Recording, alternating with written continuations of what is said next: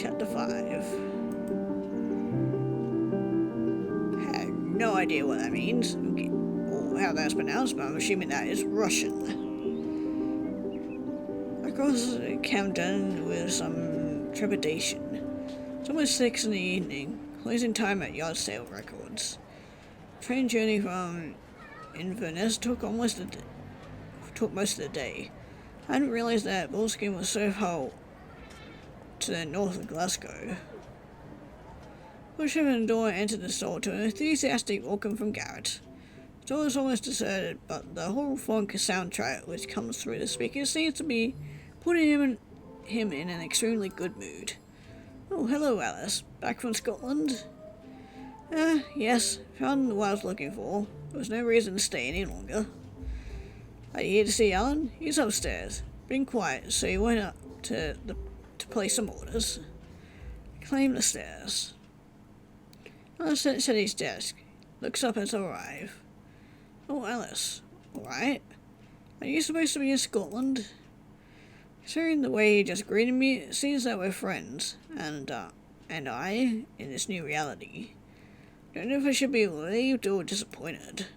So I try playing along. Yes, but I came back early.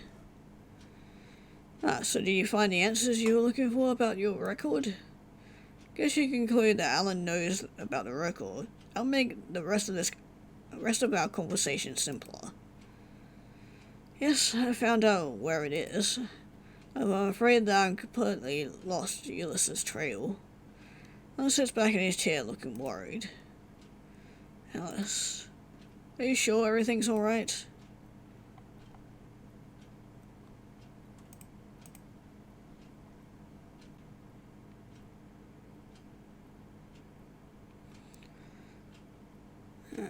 Why are you asking?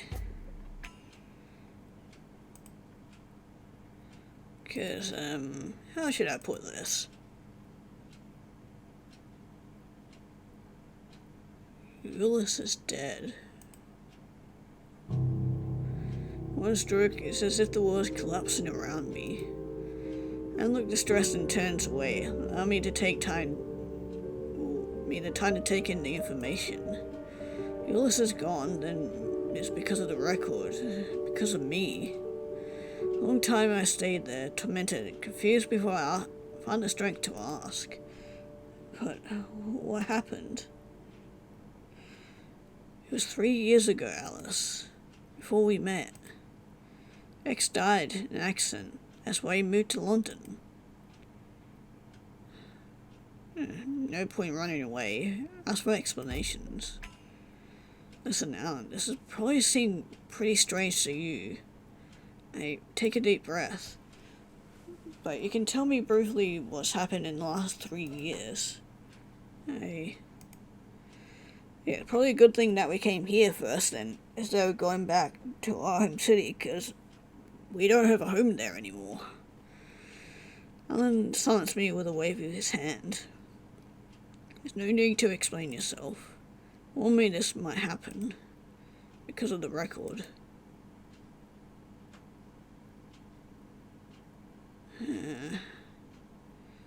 My reasons know a lot about the record, so... What do you know about me? So, if I got this right, I moved to London 3 years ago after he died? Yes. Well, let's guess that it's been a really traumatic time for you, but you only spoke to me about it last year. Story of the cursed record. I confess that if it had come from someone else, I never believed it, but knowing you as I do... Anyway, you made me promise that if one day you came to see me and you asked me to tell you about your past, I wouldn't ask questions and I wouldn't judge you. Thinking that moment has come. What's the last thing you remember? Think back to listening to the record, to the moment in the past that it took me to. It was in the summer about 3 years ago. I was with Ulysses, and we talked about the record. Do you remember what you decided at that moment? I try to recall. Ulysses, he realized that I'd come from the future. He decided not to leave me. What did I tell you exactly about the accident? Tell me that it wasn't an accident. Ulysses had the record with him. That's how they stole it from you. They? Some kind of sect, apparently. He told me about someone called Eva, but he didn't know much more. So I'm guessing Ulysses decided in this alternate universe that he wasn't going to send it to me. After Ulysses died, you ditched everything to move to London. We met at the Fox and Sparrow not long after you arrived. And so, can you tell me where I live? North Flat in Mayfair, not far from here. And were we... Not sure how to continue. Alan understands that I want to say and finishes my sentence. Were we together? When we met, I was still married. Marriage was already on the rocks, but messing around with someone else? No, that was out of the question. When the divorce became final, we had a thing together for a while. But it didn't work out. No, to be honest, I think you never properly mourned your ex. I can't seem to wrap my head around the idea that in this reality, Ulysses is dead. I'm sorry. There's really no problem. We tried and it didn't work out. Anyway, as you can tell, we're still good friends. I decided to plow on before an awkward silence has the chance to set in. Right, so what do I do for work? We do the scheduling for a little concert room. Let me guess, specializing in jazz? Exactly. That explains my clothing choices. Left for Scotland a few days ago, right? Yes. Told me you had a lead to find your record and that you had to go up there. You were going to meet someone who hoped would have the information for you. By the way, did you meet him, the great Arthur Pullman? Yes, and he was lovely. As I told you, he disclosed to me that the record's in Prague. What are you going to do then? Well, is that I don't have any choice. Ulysses is dead in this reality, because of me. I know I can't accept that information, not while I had the possibility to get him back. Not while I had the possibility to set things right, to raise this reality, this fake world. No matter what price I had to pay to succeed. Remember Enzo's story. Rico stole the love of his life from him. Do I truly have a chance of succeeding? It hadn't worked for him. No matter what happens, I have to try. Going to Bagu to get the record back. Alright. Then glances at the wall clock. Closing time. Give me 5 minutes to help Garrett with everything, and I'll walk you home, okay? Yes, of course. Take your time. Quarter of an hour later, we set off toward Mayfair. Alan stops in front of the building in a small street. I reach in my handbag and extract a bunch of keys. One of them unlocks the door without difficulty. Alan tells me that it's on the second floor on the right. Give him a kiss goodbye, then push the door and climb up the stairs to our floor. We go into a little London studio apartment. Considering the price of property in the city, I wasn't expecting to be living in a loft. What strikes me, though, is the apartment seems to be completely soulless, a ghostly reflection of a life which hasn't truly been lived.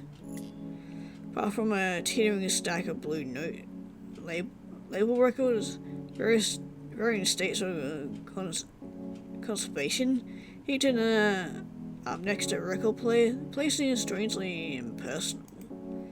Something ineffable reminds me of the apartment I shared with Jean Baptiste back home. I chased that thought from my mind and opened the refrigerator, hoping not to find it completely empty. A frugal meal and a long hot shower, I roll myself into a blanket on the sofa bed, which I can't be bothered to unfold, and let weariness sweep me away. Day after, first thing, I jump onto a tube to Heathrow Airport. Hoping my bank account in this new reality will allow me to pay for a London Prague Kangoo flight without too much difficulty. It's already late when the bus from the airport drops me in Annandale. First flight I was able to find left in the early afternoon. The time for check-in and all the security checks. When you add an hour of travel by public transport to get to the center, when the sun is almost set, when I start walking down the long avenue along the side of Petron Park. And man, what a fucking view. Yes. Yeah, this is so pretty. Snowflakes begin to spin gently down as I turn into a small street on the right to enter the heart of Malastrana, the lesser town which faces the old town across the river. Loren's mansion is a great 19th century edifice with a classically inspired colonnade facade. On the front speed, whatever that is, boasting goal, Greek letters can be spell out the words, that, forward to sea. I have two options. I could try the direct approach, ask to talk to Eva and try to convince her to let me listen to the record, or I could try to get into the building and hope to find a record and a record player before the occupants detect my presence. Both cases, my chance of success look pretty slim. Do I go in directly or not? Okay, let's try entering discreetly, because I don't think they'll just let me in if I just kind of announce myself, so I had to opt for stealth. I can't see myself getting what I want by pushing open the door and requesting it from Eva, especially since I have nothing to negotiate with in return. I'm on the sidewalk opposite in the cold, trying to figure out the best approach. Obviously, with the winter weather, none of the ground floor windows were been left open. There's a small door to the side of the building that some solitary individuals seem to use it occasionally. Seizing my courage, I wait a few moments after the last person has gone in before pushing open the door. Leads with a small entrance hall with a doorbell. I ring and then go into a second long room with a counter and on the right for a cloakroom. Man in uniform suit greets me in English, tinged with a slight Czech accent, and asks me to leave my belongings with him. Hand him my bag and coat. In exchange, he holds out a numbered token and what seems to be a large piece of shiny black fabric, impeccably folded, with a plain white Colombian mask placed on top of it. This evening promises to be rather whatever that word is. As I suspected, the fabric turns out to be a large cape, which I slip on before doing the mask. The next room is a large salon. The walls hung with black and dressed with woodwork and mouldings. About 30 people dressed in what seems to be ritual garments are gathered in small groups holding glasses of champagne. Most of them wear black capes, like the one I've been given. I also noticed one person with a red cape, and two others with purple capes and silver masks, probably to distinguish their ranks within the organization. There's one person who seems alone in the corner of the room. Could use her isolation to glean some information from her. Yeah, probably not for the best. We'll stay in the background for now. Try to stay in the background. Try not to take the risk of being discovered by getting into conversation. Take a glass of champagne as a way to pass me, and slip away to a corner of the room, waiting to see what will happen next. Got no idea where the record is being kept, but it would seem that I've happened upon the evening when it is presented.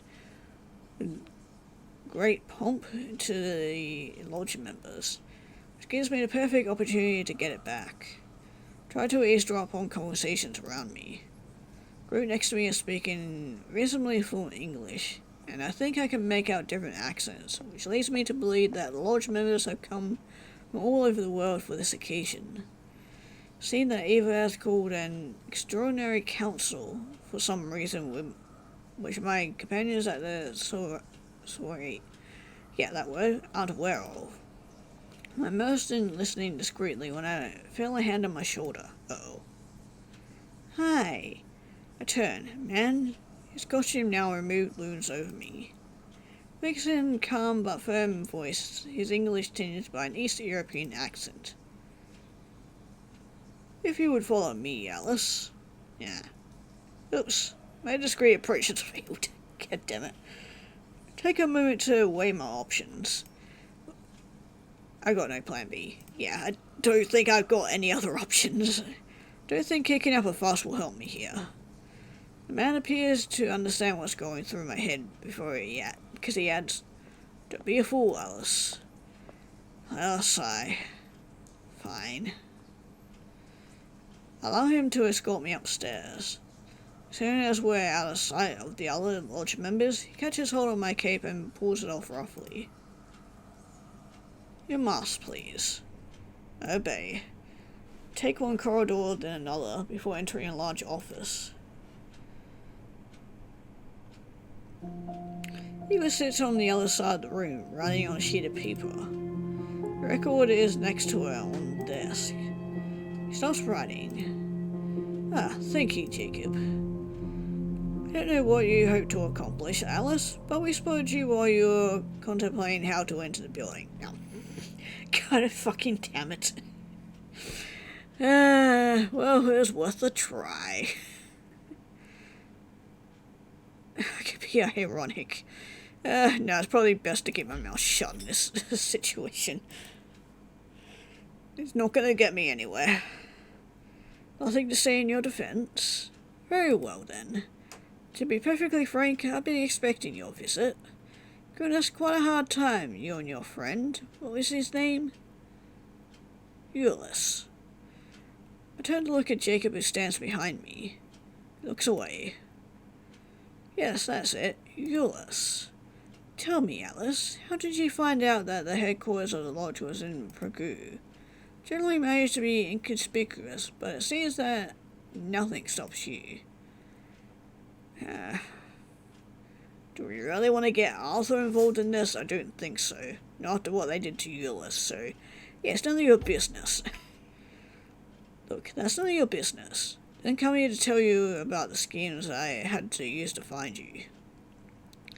Very well. In that case, let's get to the point. Don't know how familiar you are with the technicalities of our Brotherhood's mysteries, so I'm going to try and explain things simply and precisely to you. As you can imagine, I'm a very busy woman, and you haven't chosen the best day to grace us with your presence. It's been brought to my attention that one of our brothers, Jacob Novak here, is responsible for the accident which cost your partner his life in the last emanation. I suppose that your presence here, as well as your renewed determination, is still the chorus from us, very certainly linked to this tragic death. Is it not? Getting angry is not worth it. We are not in a position to get angry, so stay silent. Take back an answer, choosing to stay silent and let Eva reveal her intentions. She let out a sigh. Very well. I can see right through you, Alice. You're as transparent as water. But after all, if you wish to stay silent, you'll save us both some time, so I thank you. I have a proposition for you, Alice. You're a resourceful young woman.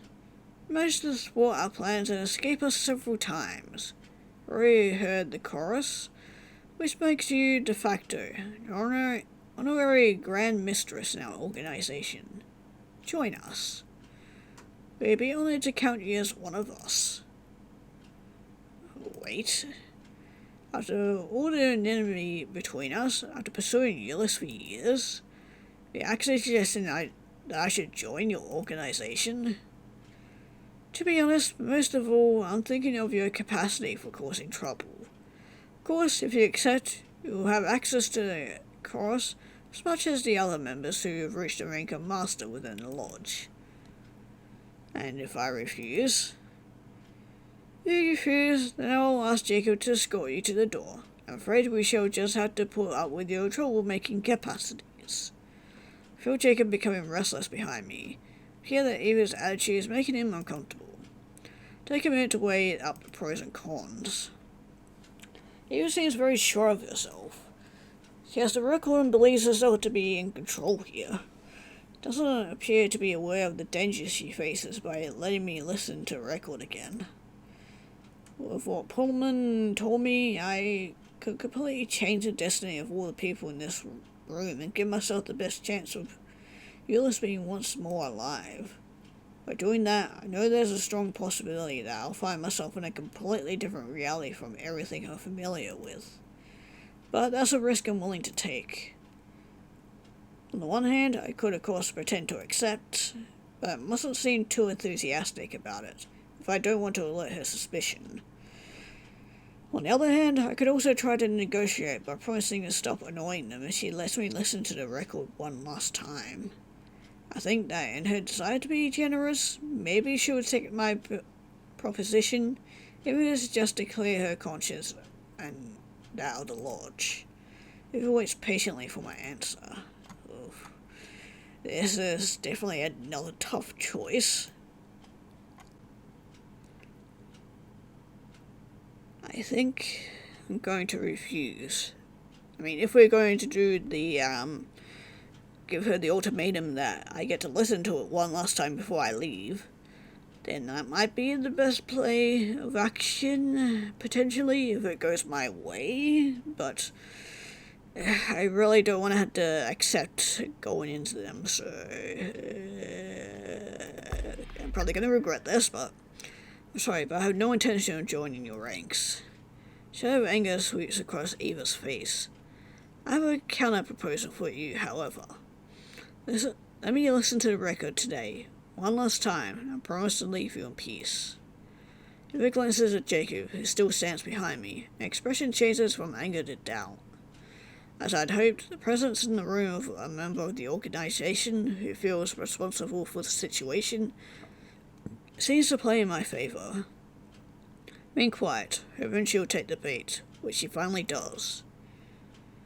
Do I truly have your word that you won't try to contact the lodge again, or try to steal the cross from us if I let you hear it this evening? You have my word, truly. She allows herself some thinking time. All I wish for the lodge is that it should have peaceful ownership of the cross once more. But in my role as sovereign protector of Aeon Kairos, I cannot go against the principles of our brotherhood. Know that Mr. Novak has been strongly affected by the accident which cost your friend his life. Although to ease his conscience, and for this reason alone, I am prepared to accept that you listen to the record one last time. In turn, I ask you to give me your word that I will never hear from you again after this evening. Eva holds out her hand across the desk. I shake it. So pleased we've been able to reach a mutual agreement. The lodge has detested violence since it began, as perhaps you know. Looks up at Jacob, who still stands behind me. Turn to him. Alice, I'm truly sorry for the accident which cost your friend his life. Sincerely hope that the cross places you in an emanation in which you can find him again. Yeah, it's the record's fault, honestly. It's not you who's responsible. It's the record. I made changes in the past. Changes which had unpredictable consequences. If anyone is responsible for his absence, then it's me. Jacob gazes at me with a profound gratitude before returning to his place at the end of the room near the door. Eva checks her watch.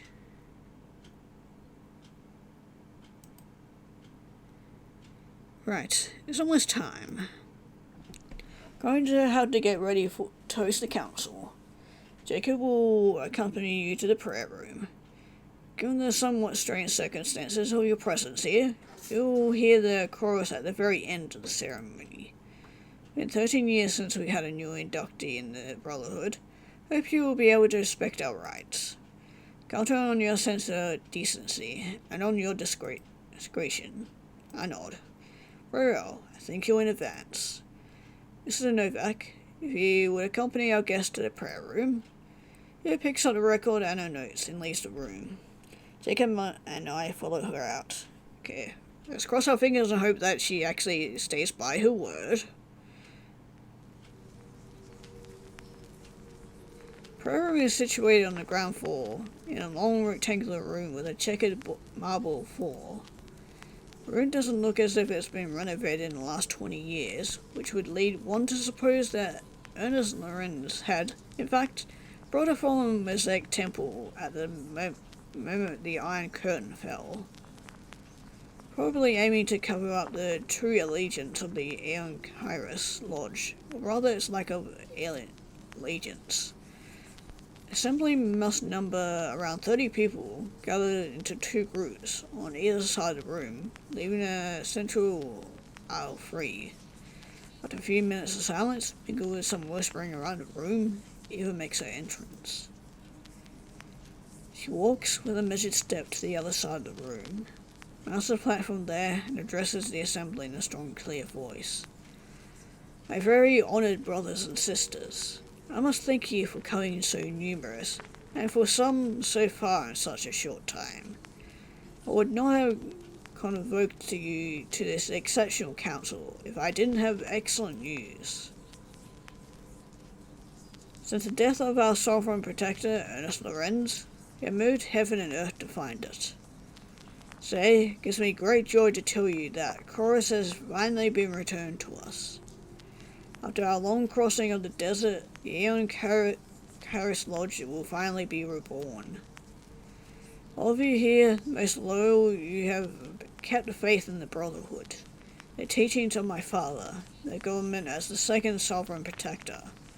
All of you will be renewed when your time comes by the knowledge of the Chorus. Holds out the hand towards her.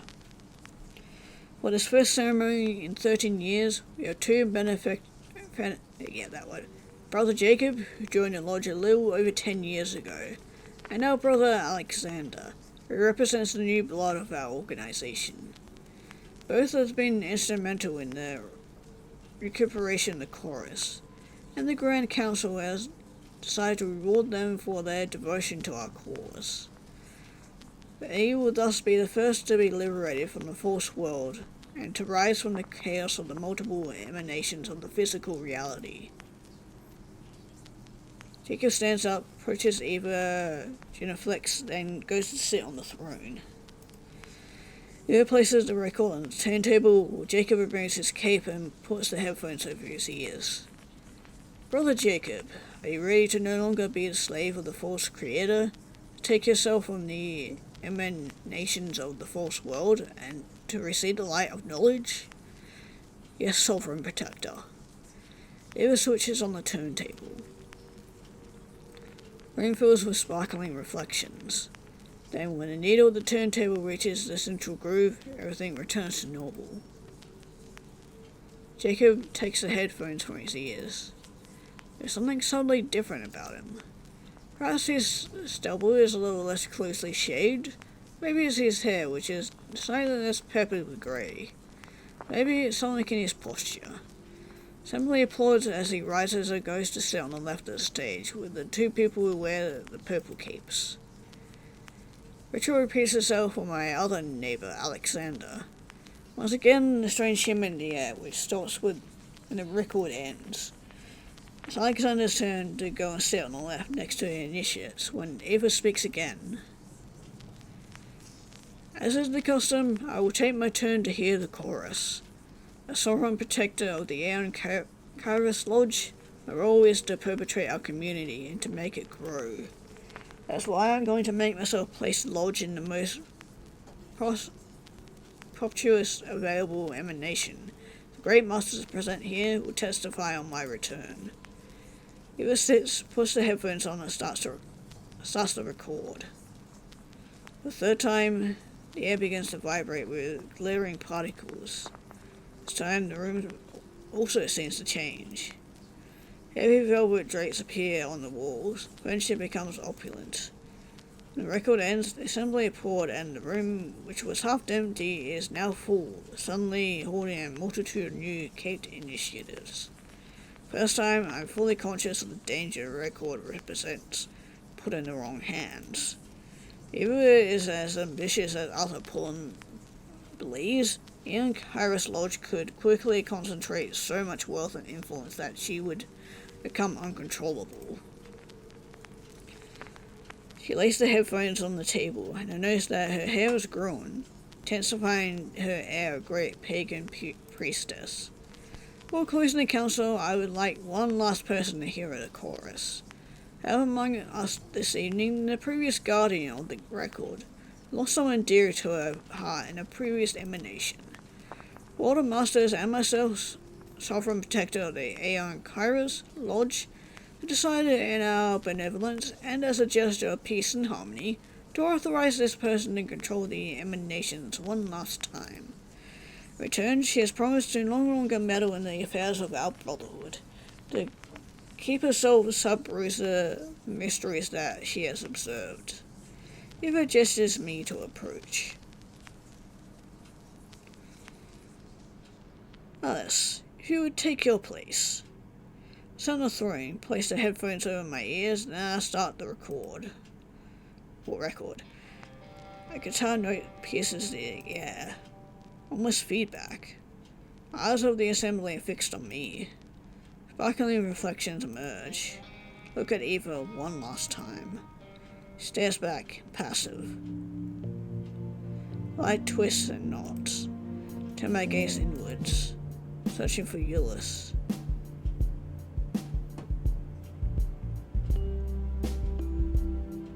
In spring we met, in the fall we came undone. I am for the middle of the road.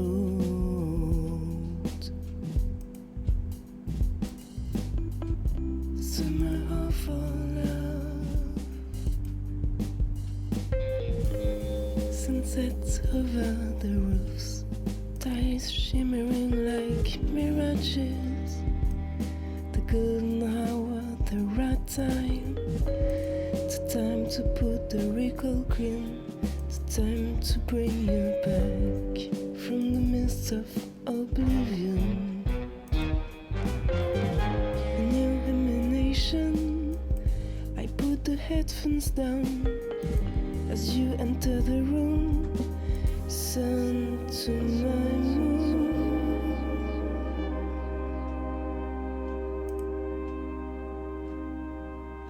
Alice? Euless comes into the room as the record I'm listening to ends. Remember this moment. What I hadn't noticed the first time I looked this moment was the record that he has under his arm.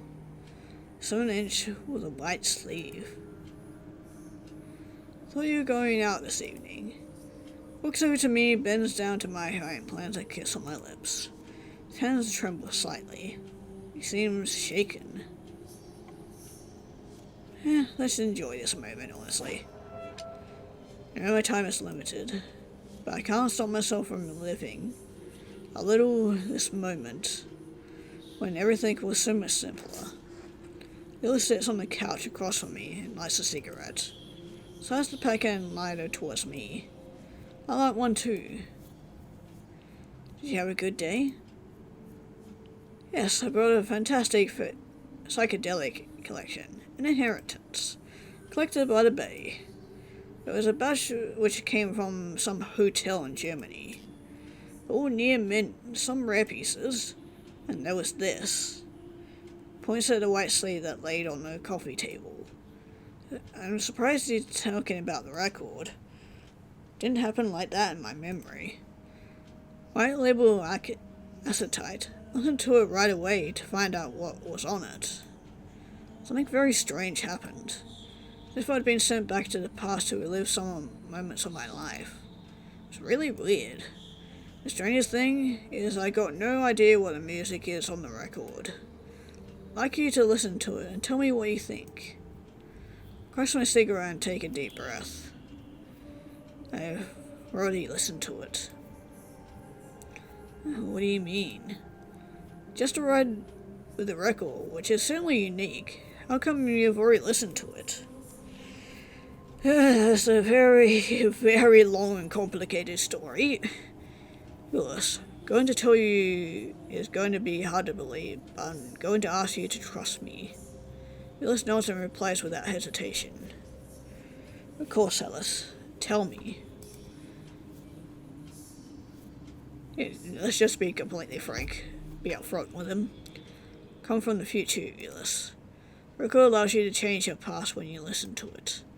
This future, you're dead because of this record. Alice, you're scaring me. Very serious. My time here in this moment is limited. It's vital that I listen to the record before I get sent back to the present, to avoid the future I come from happens again. I'm going to ask you to promise me just one thing. When I finish listening to the record, take it and you disappear. I disappear? Leave this city. Don't try to learn more about the record. Just keep it in a safe place, please. It's the only way, Ulysses. I'm sorry. With a bit of luck, I'll still have the memory of the future after I listen to the record, in which case I'll tell you everything. But if I don't, I'm going to ask you to trust me. Take the record from the coffee table and put it in place on the turntable. Pick up the headphones and before putting them over my ears, I glance at Ulysses one last time. Give him a sign of affection. Lay down the headphones, go to Ulysses and take him in my arms tight. Find me in 4 years. I haven't been able to tell you everything before that, or explain everything then. Returns my embrace before kissing me passionately. I sit by the record player and prepare to put on the headphones. Alice, please wait. Pause. I know you have all my love and trust, but do you realize what you're asking of me? Sigh escapes me. Ulysses, I'd like to have the time to tell you more, to tell you everything. But my consciousness would leave this moment in our past at any minute. If I haven't listened to the record before that, it could be catastrophic. Ulysses watches me with bewilderment as I finish putting on the headphones. Unless it's sadness or simply affection. I hesitate for an instant as I pick up the tune on before I remind myself that I have no choice. Don't have the right to hesitate or change my mind. I don't want to let Eva have the record. I want to make it as likely as possible that Ulysses will still be alive in my new present. Even if it's at the expense of my reality, or my identity. Take a deep breath, then with renewed determination, place a needle in the groove. Music hits me and engulfs me like a wave of sound. The living room of our little apartment gleams as though filled with underwater sunlight. The air vibrates with the sonic surf, which submerges my consciousness. I'm carried away in the tide as the last rays of sunset vanish behind the city's rooftops.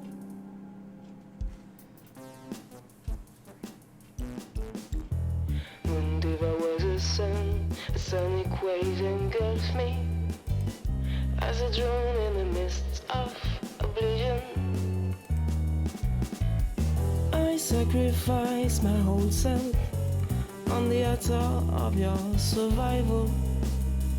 Lost and found, my soul is torn in pieces until nothing remains. My old self is lost. I'm laid bare before the creation. Someone is by side, asking for my affection, to share the days, to share the nights of my new reality. Acceptance.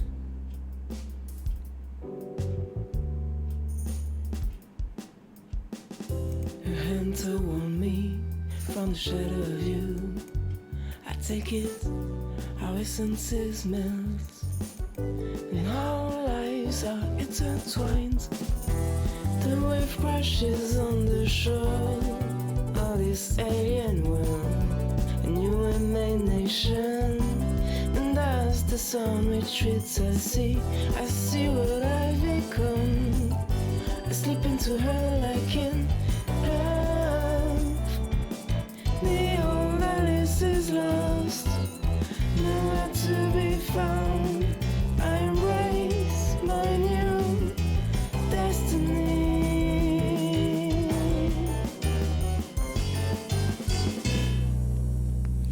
Pulling the last of the clothes in the fitting room when the doorbell rings. Samira gestures to me not to move. I'll go. 6 months. 6 months have passed since Pragu. Life has resumed its course. At least another life. His life, working at a clothes store in St. Owen, in the market. We sell quite a lot of vintage small designers, and it shows in my own style a lot. That's the part is living in Paris, enjoying the concerts and the exhibitions to the full. I have very different hair. Much more vibrant than our blonde hair that we had. Samira accompanies our last customer of the morning to the door and comes back to me. It's after 12, shall we go get some lunch? Okay, but I'm having lunch with Patty today. Oh, we're still friends with Patty. Yay. Oh yes, that's true. It's Friday already. You can join us if you want. No, that's kind of you. That's kind of you, but I'm going to get a sandwich at Mustafa's. Okay. Let Samara out, lock the door and go up the street towards the Jules Vallis market, while Samara heads down towards Kaliba. Weather is pleasant. Late spring has finally settled in the capital, and it warms the streets with vitalizing rays of sunshine after months of grey, rainy weather.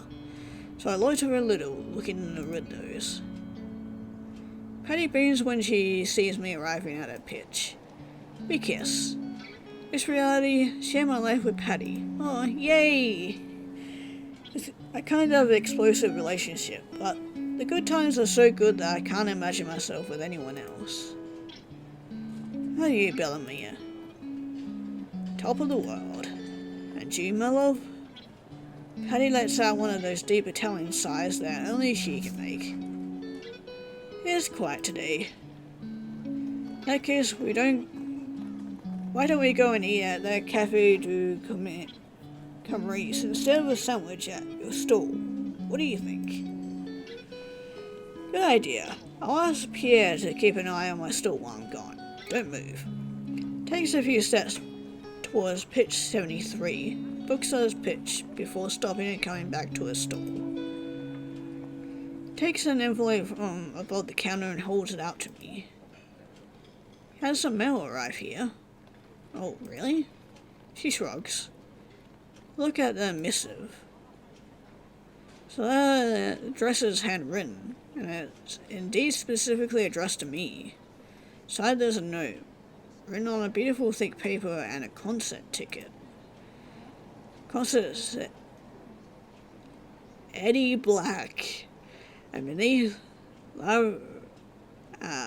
concert at the Olympia VIP pass. Aw, he made it! Yay! As for the accompanying note, it says, Alice, don't know how I can ever thank you for what you did for me, but I still would like to try. Come and see me at the Olympia. It's the next stop on my tour. I have some information for you. Ooh, later Eddie Black. Signature looks like a celebrity autograph, perfectly drawn and readable. For so long, I've given up on the record, on Euless, on all the rest of it. What information is Eddie talking about? I've got no idea. I knows that Patty is already back. So, what is it? I think for a minute wondering myself what it actually is. And I finally say, it's news of an old friend who I thought I'd lost touch with forever. approached the two doormen who blocked the entrance to the backstage. The countless checks on my identity and a dash of chat on the walkie-talkie for good measure are permitted to enter the bowels of the Olympia. Go through the maze of corridors which lead to the dressing rooms, trying to make sense of what I've just seen. E Black playing his greatest hits on a tour of Europe, accompanied by a big band, one of the capital's most prestigious concert halls. Let's say that I spent 2 pretty surreal hours. This dressing room is easy to find, the one with 2 more doormen on guard outside. Into the large, comfortable room, walls are hung with maroon fabric, a leather couch, and a pair of armchairs are set in the center of the room. He lounges in one of these chairs, a cigarette hanging from the corner of his mouth, a glass of whiskey in his hand. Stares at me for a moment before recognizing me. Then he leaps to his feet and takes me in his arms, an even quite touching burst of affection. I almost didn't recognize you. Likewise. I mean, I do look a lot different, especially with my hair. He adds with a meaningful look. The record. I nod. Goes back to his chair and motions me to sit next to him. Then he grabs the bottle of Jack Daniels from the ice bucket on the coffee table, pours us both a glass.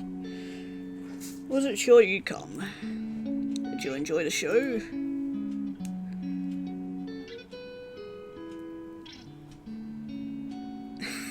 That's kind of rude. Yes, I did. Yes, it was great. Well, there's no need to butter me up. No, it's just the last gasp of old crooner at the end of his career.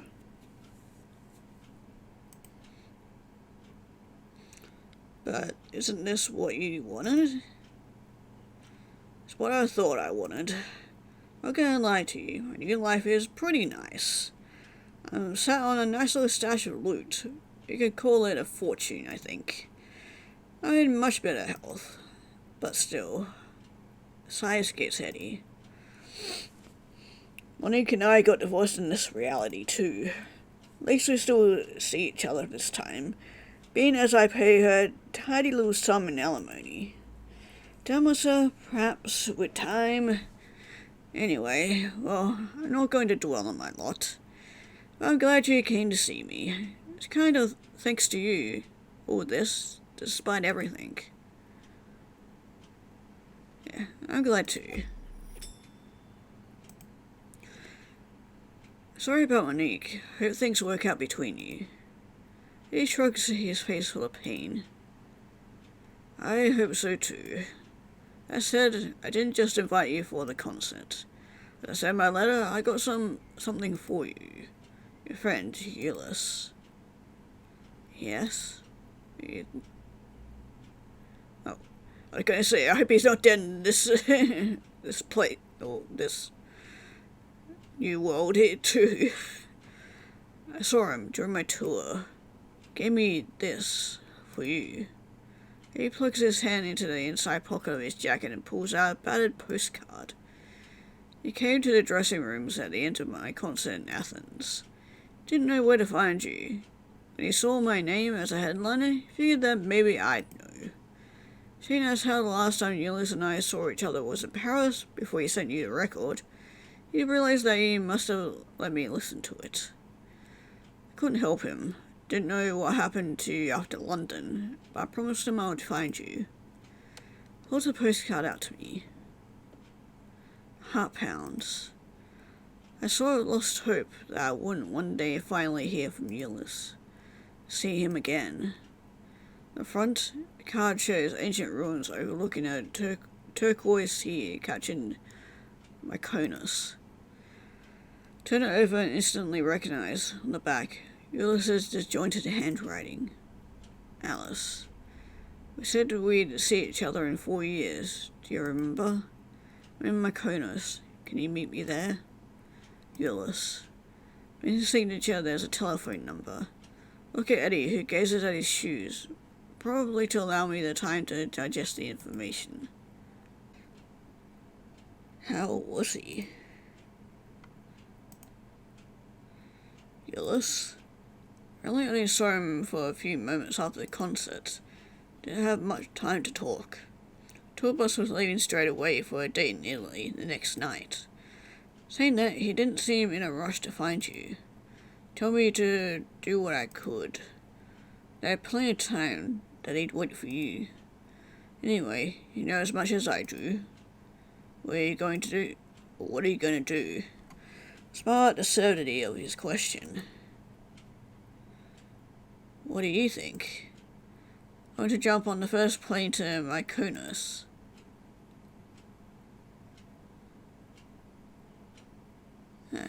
Epilogue.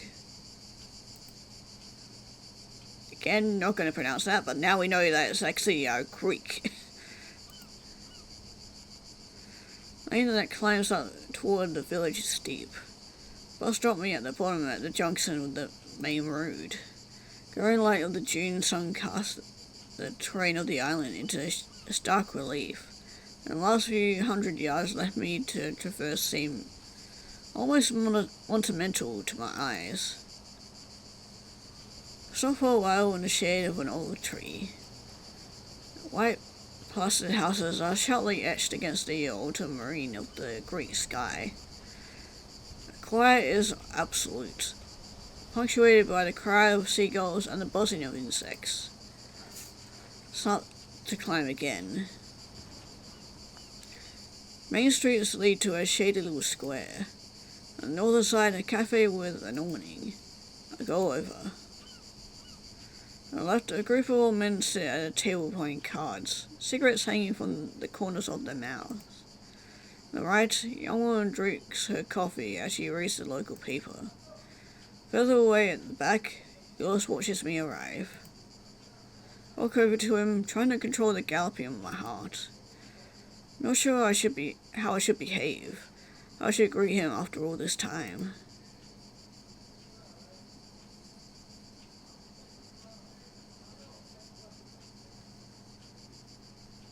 Sure, give a sign of affection. Bend down and kiss him on the cheek. He's a little startled, but says nothing. Did he expect more affection? Did he expect more reserve? Can't tell.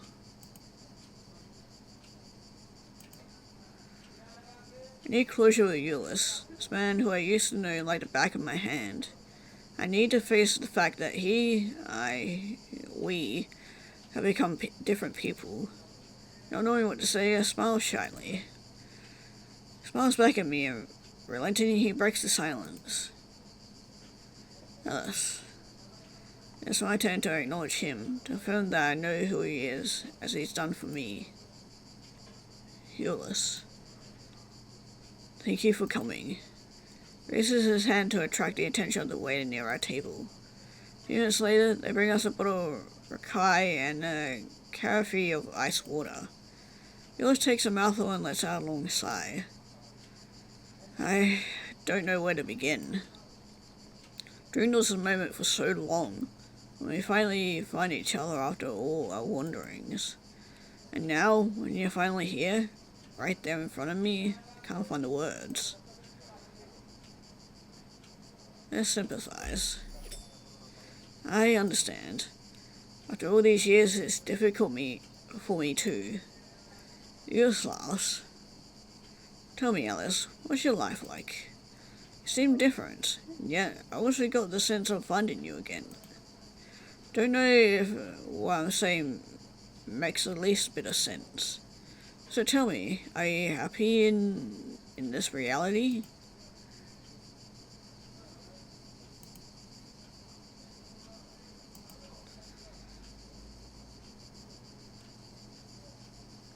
Difficult choice.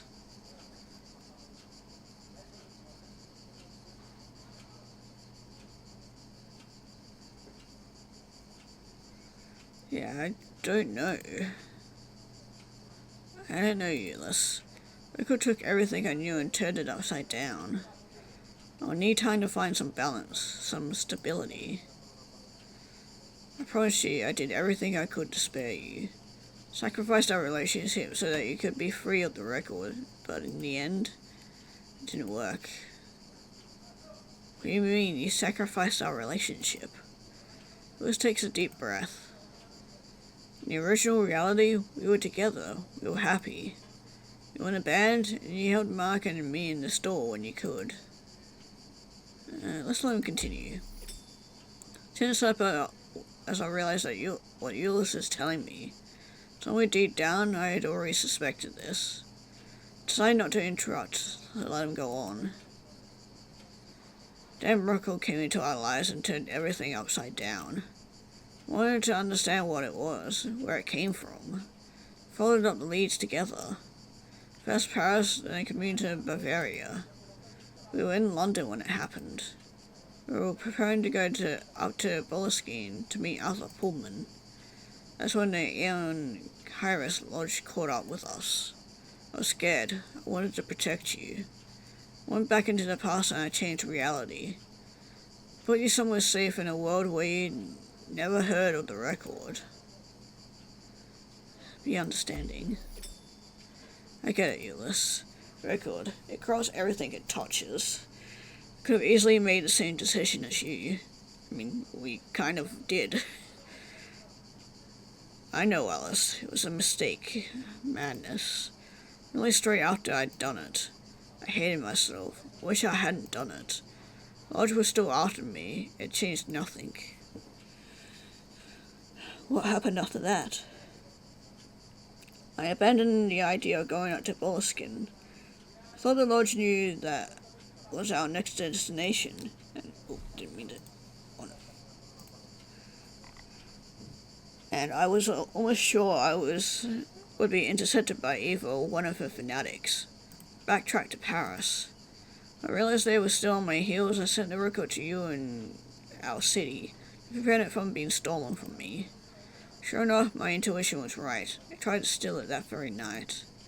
Waited a few days for them to let their guard down a bit. Then I took a train for the city, where I discovered that you were gone. I started to track you down, first Paris, then London. Each time I missed you by 1 or 2 days. Then there was a void, a sensation of drowning in the nothingness of the cosmos. It seemed to last an eternity, perhaps a second. Don't really know what happened. When I gained consciousness, I was here, in Mykonos. The record in my suitcase and the vague memory of the precise moment in the past when you arranged to meet me in 4 years. What did you do after that? Took me some time to find my feet. I was at the other end of Europe, tried to understand what brought me here.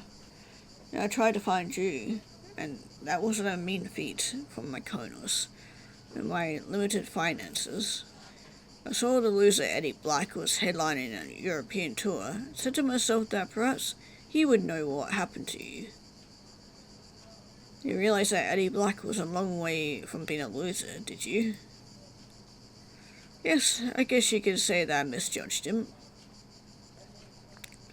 Right now, it's your turn to tell me. I've got a feeling that your adventures have been even more exciting. Take a breath and tell him everything. From the beginning, all in one go. The city, Jean Baptiste, who I hadn't thought of in months. The record, Paris, then London. Paddy, then Glasgow, listening to the record again. Arthur Pullman, discovering Ulysses' death in a new reality. Prague, finally my new life. This was carefully without interrupting, as the sun descends little by little towards the sea, lengthening the shadows beneath the awning. Then I stopped talking. It always takes a minute to take on board all this new information. So, I was dead, and you brought me back to life by changing the past. Yes. Now I understand the sensation of emptiness, which I had trouble shaking off when I woke up here in Greece. By the way, you haven't told me why you asked me to meet you here specifically. Wouldn't it have been simpler to meet in Athens, or at least near an airport? Lewis gave me a roguish smile. It's something I wanted to show you. Come on. There's a kitty cat! Oh my god, he's so cute. Stands up, picks up his fat hiker's backpack, which leans against a table leg, and slips it on. He digs a few coins from his pocket and drops them on the table to pay for our drinks. We cross the village in silence and go down the road towards the coast. After several hundred yards, we reach the site of an archaeological dig.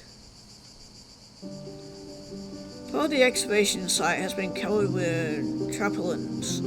Another part suggests the remains of an ancient temple, which would have been built here a few millennia ago. Apparently, the site was only recently discovered. The dig has been halted because of budget cuts, and we're quite a long way from the tourist zones. We've seen the authorities haven't taken the trouble to close the area off to the public. Come on. Gillis beckons me to follow him. Oh, Nickety Cat's following us. Too cute. Go to the excavation zone, then retrace our steps on the other side. Behind us, the sea sparkles below. From this point of view, we can see the frontispiece stones, which have been unearthed, and which display some astonishing carvings.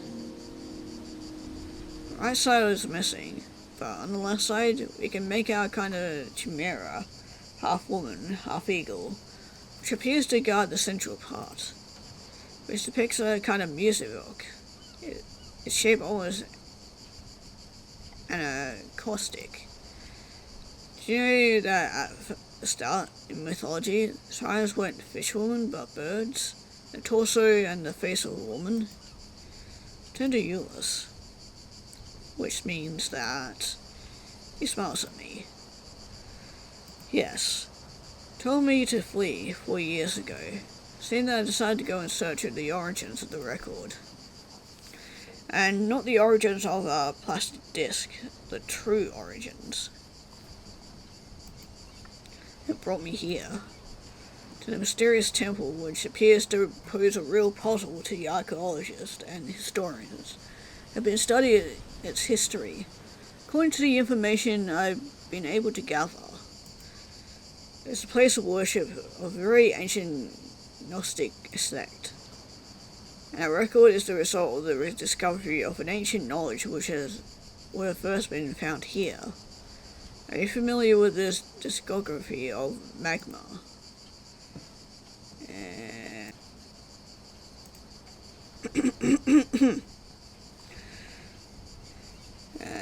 No, I'm not. No, it doesn't ring a bell, sorry. They're a French rock band who had their 15 minutes of fame at the beginning of the 70s. Kind of in the same movement as Soft Machine and the Canterbury scene, I guess. The music that's both artsy and pretty crazy. Okay, but what's that got to do with us? I'm getting to it. Christian Vander, the drummer of the brains of the band, invented a language, Kabayan, which most of their lyrics are written in. The goal of the language is to express emotions in a profoundly musical form. For example, if you stub your toe on the corner of the table, you wouldn't say, "Ouch, I hurt myself." Instead, you'd scream with pain. Okay, yeah, I see the idea. It's entertaining, but I still don't see what you're getting at. In this language, there's a particular term, Sul. Raise a skeptical eyebrow. Sul? Yes, Sul. What Vander wanted to convey with the term is the idea of the perfect note of the perfect moment. Kind of musical ecstasy which allows us human beings to glimpse an instant of divine. Gillis puts his backpack at his feet and opens it.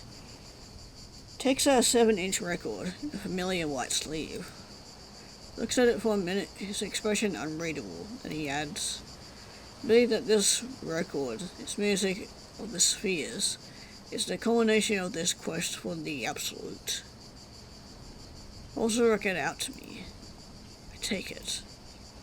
Keep it safe until I found you again, Alice. It's out of the question for me to play it again. This record stole my life. our life. Stole the woman of love from me. Jules looks at me with a wild intensity. Takes off his glasses to wipe away the tear which trickles down his cheek. Know that you're not still her, woman I love from the very depths of my heart, Alice. I know that I'm probably not me either, the man I was when we were happy together. Willis puts his backpack down again and takes out a little travel record player, puts it down next to his pack, and pulls out a pair of headphones, which he places on the cover of the Topaz. It seemed appropriate to me that our story should finish in the place where the record story began. Willis turns towards the sea, towards the horizon. Do what you want, Alice. I put it in your hands. And he takes a few steps away towards the coast below. Take the record from its sleeve and hold it between my hands, undecided. Either destroy it or listen to it.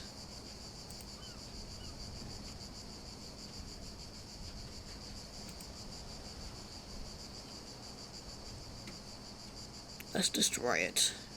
It's already caused enough pain. Don't need to go through it all again. Place the record on the ground, and with one thrust of my heel I shatter it. No divine justice strikes me down. As the golden light of the setting sun over the Aegon, Jules has not turned back. He continues to look out at the sea. Behind me the lane leads back towards the village, towards the city, towards my life, towards Patty. For me, Ulysses. Past the rebirth of a destiny in shreds, or at least the promise of something like it. And another tough decision. Do I leave and go back to Patty, or join Ulysses? I see that it's only fitting to join Ulysses because, we've been going through all this shit because of him. And I kind of want to be by his side. Walk over to Ulysses and take his hand in mine. He looks at me and smiles.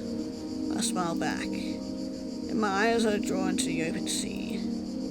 And as I let the beauty of the world overwhelm me, my mind travels through the rhythm of a strange and intimate melody. I've been wondering... Oh, wait, this is a singing one. Okay, sorry.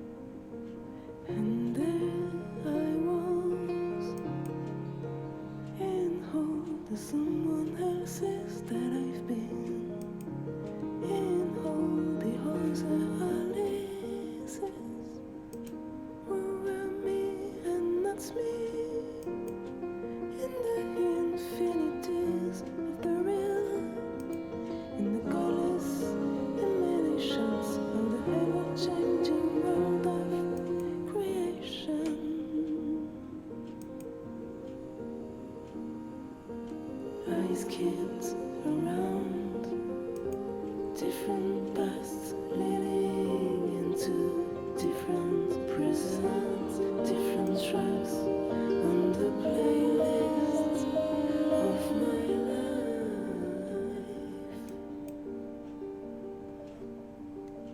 That's where I found myself waiting inside of this void that slumbers across the road. Hey, this is the title of the game.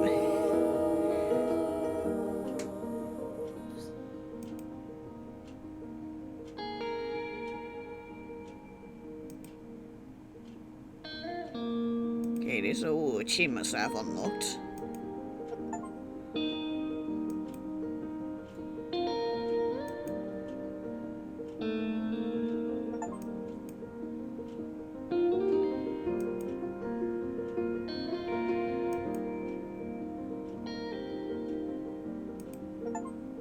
Quite a lot of them.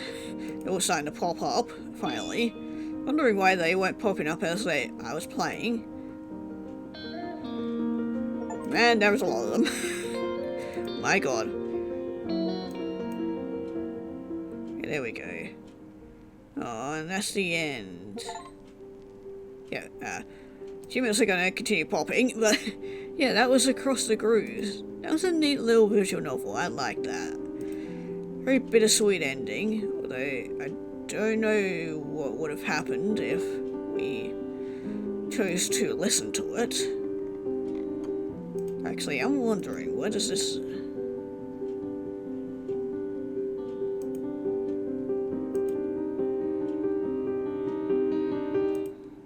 Okay, we can't actually load the save. Otherwise, I would have seen what would have happened if we had listened to it instead. But yeah, that was Across the Grooves. It was a nice little game. I really loved the art style of it. I don't know what type it is, like if it's like oil paint, like an oil painting or whatever, but yeah, it was definitely very unique and very pretty. And definitely loved the music of this game as well. So I could tell it was made specifically for this game, so I mean, it's not really my type of music, but yeah, it definitely fit the vibe of the game. And the story was very, very interesting. Very interesting. But yeah, I know there are definitely multiple endings, as we saw in our save. There's at least listening to the record and then also leaving Euless behind. And I'm also assuming we would end up with different people. Like, for example, we ended up with Patty, but we could have also ended up with Alan, and I know there was also a character that we missed, Frank. We never actually got to speak to him, so maybe we could have ended up with him. Don't know about Sean. We kind of just we saw him at the beginning, and then that was it. We kind of just forgot about him. I feel bad for the poor guy. But yeah, if you guys want to check this game out for yourself and make your own decisions and see what happens, because I also know that depending on your choices, because it had like the skull, lightning, spiral, and flower, and depending on your choices, it would depend on how our character Alice would look. So like, she looked like a 1950s type gal, and then when we had her with green hair, she could have ended up with looking like a goth. Like, there's so many other different options. So yeah, if you want to try it out yourself, link will be down in the description below. And with that, we'll be moving on to the next game.